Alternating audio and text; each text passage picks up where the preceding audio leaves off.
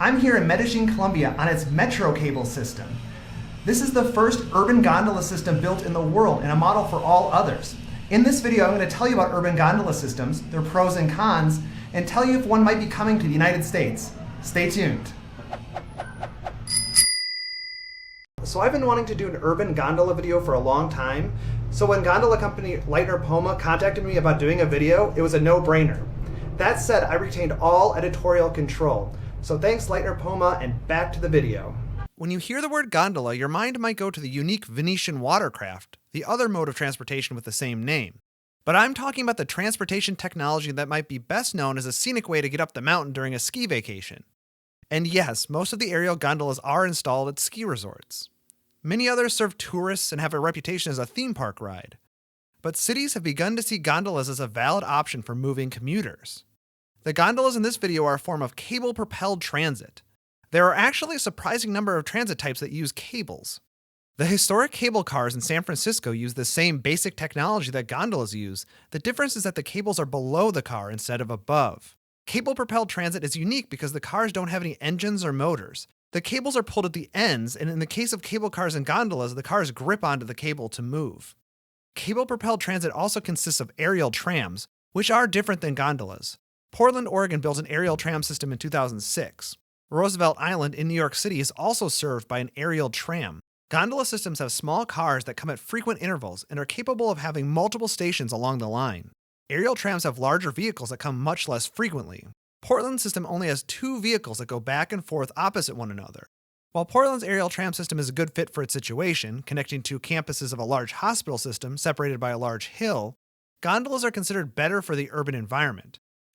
Medellín's Metrocable system is the first modern urban gondola system.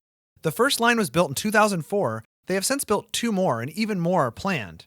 Medellín's system has become a model for other systems in Latin America and abroad. Many cities have built gondola systems or are considering one. Part of the reason it has become such a model is that the Metrocable is strongly associated with the dramatic transformation of Medellín. In the 1980s and 1990s, Medellín had a reputation as a violent city and a center for the international drug trade. It was home to Pablo Escobar and the Medellín drug cartel. The local governments had little control or presence in many of the low-income areas of the city. I won't get into the entire history, but in more recent years, the government has been able to wrest power from the cartels and gangs, and Medellín is a safer place. After the 1990s, the government implemented a planning strategy to improve mobility, housing, public spaces, and the environment of low-income and unplanned areas of Medellín, a major shift from the neglect of the 1980s and 1990s. In many places, the houses were substandard and the roads were unpaved. It was a challenge for residents in these areas to get to the central city. To solve these transportation issues, the city government decided to implement a highly visible symbol of reinvestment in these areas, and one that was inexpensive when compared to bus rapid transit and rail systems. Studies of the system have shown that the Metrocable lines played a role in the improvement of previously underserved areas, but gondolas alone are not enough to initiate social and economic change. The city also built libraries, parks, public spaces, roads, and water pipelines. One study made the conclusion, the tenacity of local government in Medellín to face the risks associated with a novel transport solution, particularly in areas with acute social tensions and poverty, is to be praised. Another stated, you can't use a traditional cost-benefit analysis. As long as the poor are given access and feel included in the city, that's what matters. One study of violence in Medellín found that while the violence decreased overall in the city between 2003 and 2008, the reduction was 75% greater in neighborhoods where the Metrocable was built. The study didn't specifically examine why violence decreased by so much, but the authors stated that, by improving public spaces and creating new institutions, the intervention provided more opportunities for neighbors to interact, develop trust, and become willing to intervene when the social order was threatened. Now, urban gondolas are not the solution for every transportation problem. Gondolas make sense where there's an obstacle at ground level, or in the case of Medellín, a significant topographic change that makes a gondola a convenient direct route. They can carry a lot of people, but they don't have the capacity of a heavy rail metro system. And like other mass transit systems, you need to have significant densities to support this service. After riding the Medellín system myself, I found it to be a really nice way to get around. It's quiet as there are no motors on board, the views are incredible, and there's rarely a long wait to ride.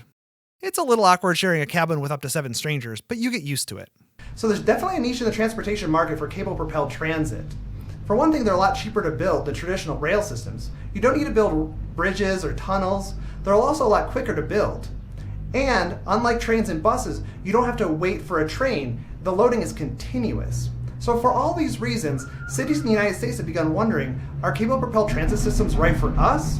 In Albany, New York, local officials are seriously considering a gondola system to connect their train station on one side of the Hudson River, with downtown Albany and the Capital District on the other.